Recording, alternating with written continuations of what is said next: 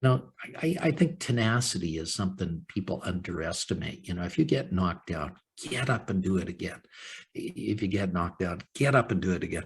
You know, if anybody needs to know the story of tenacity, look at Colonel Sanders of KFC fame and how many times he tried to get his special recipe for chicken going and how many times he failed along the way to make it happen.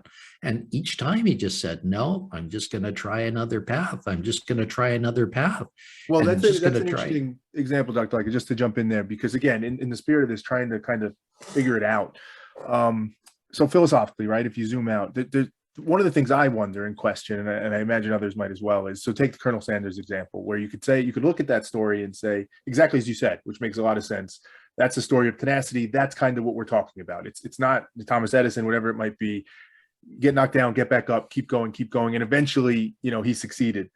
But that succeeded word becomes a little bit subjective, right? And you could start to look at it philosophically and say, well, maybe there would have been a better path for him. Maybe those knockdowns, had he interpreted them, and totally hypothetical here, but as something, you know what, maybe this isn't, maybe I should shift to something else. And maybe he would have been happier. Maybe he would have had a more fantastic life. Maybe he wouldn't have, right? We don't know. And that's kind of where the challenge comes in for me, is that it's very tough to know in that moment as you're being knocked down over and over again to say, what actually is the issue here? Is it that I need to be more tenacious and I need to keep pushing forward? Is it that I'm on the wrong path and I'm kind of swimming against the tide? Is it external circumstances and maybe I need to make some adjustments there?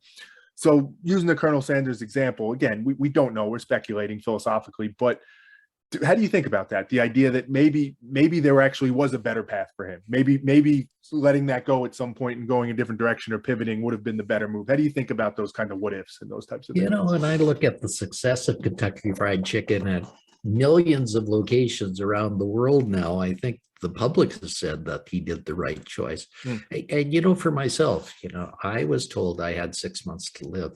I was told, I saw hundreds of doctors, and doctors said, okay, you've got ALS, Lou Gehrig's disease, give it up, pack it in. I went to my wife and I asked my wife, what do I have? I'm going to die. I'm not going to end up gasping for breath like others have done with ALS. She said, I don't know what you have, she said, but I don't think you found the right doctor yet. So I kept looking until I found the right doctor, and that's why I'm still here years and years later after the fact that I was supposed to be dead. So how do you know? The answer is, I think it comes from a little voice inside yourself. And again, it comes from it at the end of the day, after the act is done, it becomes self-evident. The light bulb is self-evident because everybody uses light bulbs now, and it's become self-evident at the end of the day. But while you're going through the path, it's not often the thing. And the depths of despair are often necessary for us to appreciate the heights of glory that we go through. The struggle that we go through is what defines us. It doesn't destroy us. It actually makes us stronger. Now, that lady that I told you that had her apartment flooded and all of a sudden she was on, what got her there is she originally came to the United States and from Venezuela, and she went to Harvard University, but not as a student, as a dishwasher. And her life was one where she went through trials and tribulations throughout her whole life. So when her apartment flooded, it was a nothing to her compared to the real trials and tribulations that she went through. Sometimes these trials and tribulations are there to make us stronger and make us better. They're not there to really do much more. Remember, the oak tree is so much better when it's gone through and weathered all those storms. Those are the oak trees that often survive the storm when they come through, when a true storm comes through. It's not the little saplings that are just starting out. Do you ever worry that the nuance is where this gets tricky, right? Because even let's take some of what we're talking about, like the trials and tribulations. And I think you're right. Again, there's a lot of logic to that those trials and tribulations make you stronger. They make the success that much better.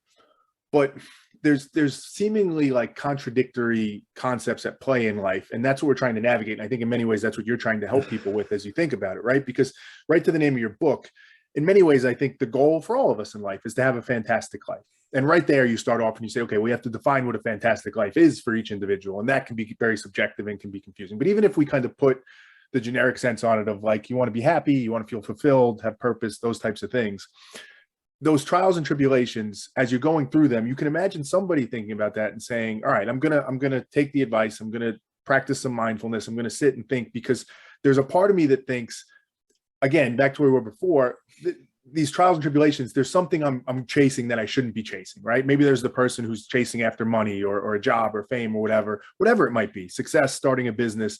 And their realization might be, you know what, that's not the right thing for me. That's causing unnecessary stress and pain in my life. I'm not having a fantastic life for this reason.